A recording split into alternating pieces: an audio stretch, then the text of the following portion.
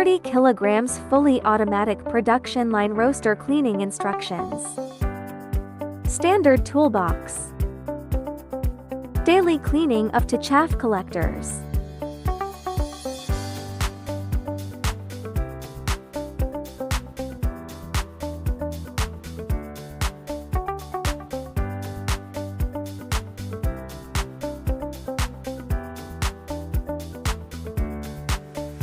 Clean the roaster surface once a week. Clean the dust and oil on the surface of the cooling tray. Clean up the residual dust of the automatic feeder.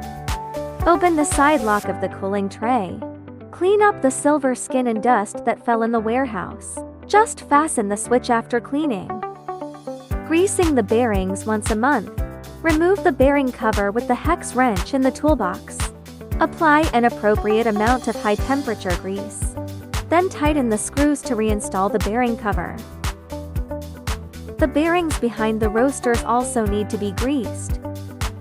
Thorough cleaning of pipes every 6 months to 1 year. Or according to whether the air weakens or not.